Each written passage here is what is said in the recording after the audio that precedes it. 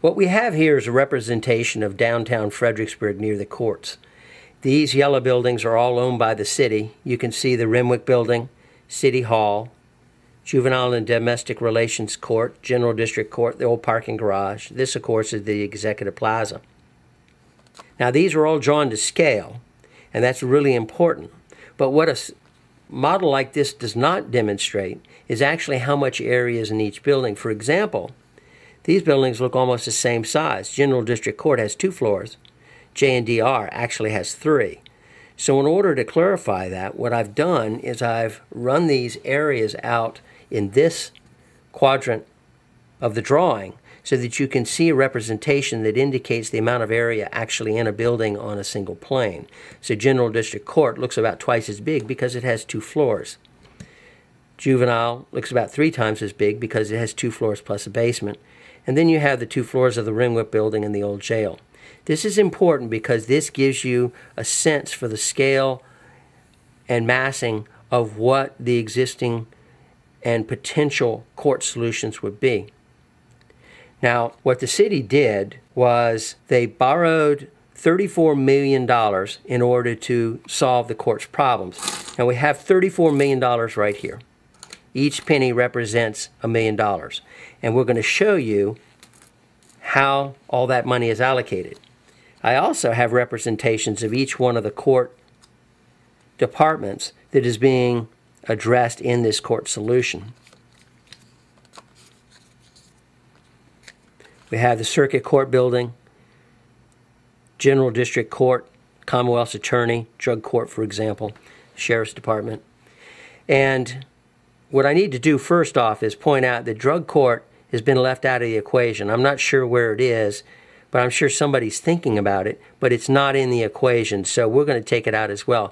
Commonwealth's Attorney was put into an upper floor of the Executive Plaza. There's no money allocated for that. I'm sure money was spent, but it's not allocated. So we're going to take these 2 departments out because really what's happening deals specifically with these departments right here. General, Juvenile, Circuit, the Sheriff, and the Court Services Unit. Now what's happening right now is that Juvenile is currently in this location, General District is in this location, Circuit is over here in the Renwick building, and the Sheriff is actually off-site and has a little bit of space in each one of these.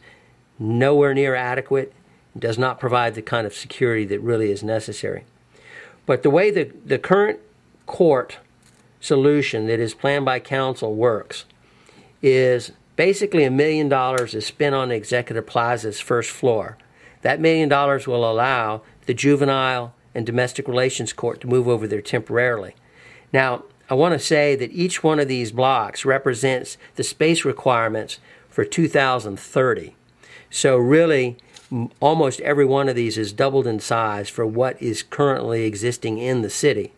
Now, there are some arguments that say that we don't need to double the size of the courts because technology and changes in state law are going to solve some of that problem and keep the courts from getting this large, because every locality is having a similar problem, and a lot of it has to do with distribution of the actual court zones where the courts are located.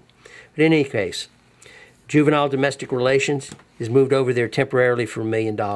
That frees up this site where the Juvenile and Domestic Relations Court currently is. They tear this building down, and then they start to build a brand new building. And that's the one that the ARB says the scale and massing is too large. They're going to put the new Circuit Court building over here, and they're going to spend about $16 million on that building. They're also going to put General District Court over here as well, and that represents $7 million. They're also going to squeeze in the Sheriff's Department over here for another $4 million. And they've got an awful lot on that one little site. Once everybody's in here, that frees up this building, and it frees up the Renwick building. Well, General District Court will be remodeled, and what will happen over there is Court Services Unit will be put into that building for $2 million. And Juvenile and Domestic Relations will move over here for an additional $4 million. We've just spent $34 million, and that right there is exactly what the current court solution is. We spend $1 million for temporary work over in the Executive Plaza. We spend $16.7 plus $4 for a brand new building, squeezing these large departments all into one area. And then we put juvenile and the court services unit in the existing General District Court building. The Renwick building is left abandoned. The old jail is left abandoned. And that's it. Now, a lot of people feel that the Renwick building needs to have about $5 million of renovation to bring it back up to speed where it will not be leaking, will not have mold problems, and will be a current building that would be good to be used for something. The problem is, right now, the current court solution you see has no solution for the old jail or the Renwick building. There's no money allocated. There's no plan for its use. Some council people have talked about just mothballing the buildings.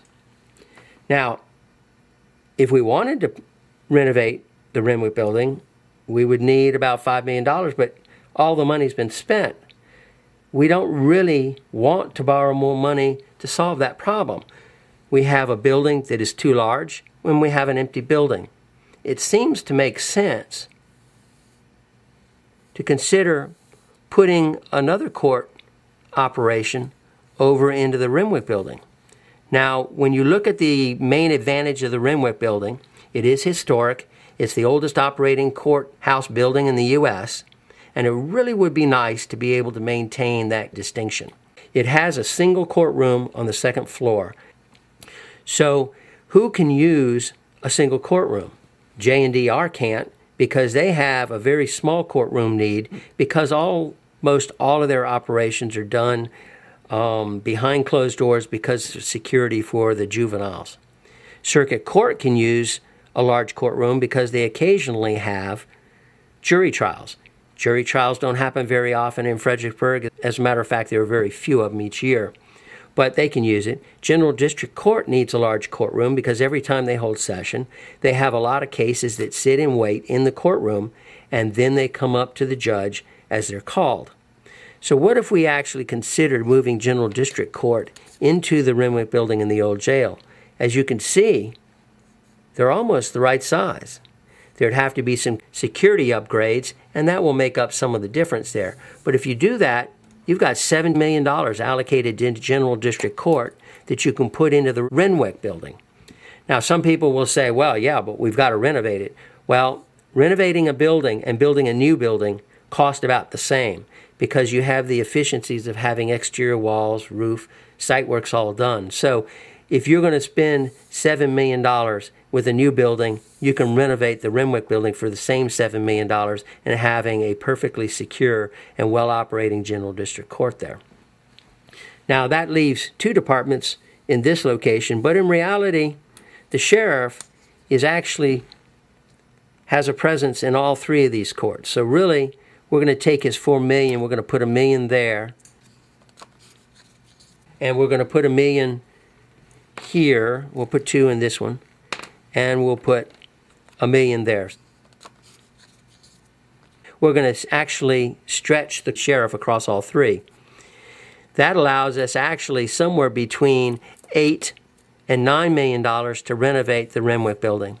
And it leaves basically 1.5 departments here in the location of the J&DR building. Now, what's interesting is if you take a look at this area and you compare it to the Juvenile Domestic Relations building, it's almost the same size, which suggests that we can actually build a circuit court building that's brand new and operates very effectively and is modern at about the same scale and massing as the existing J&DR court.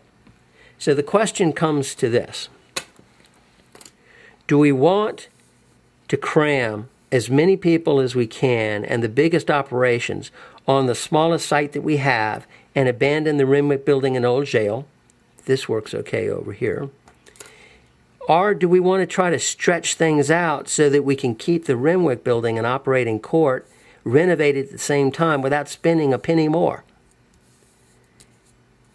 And then reduce the scaling massing of this main building.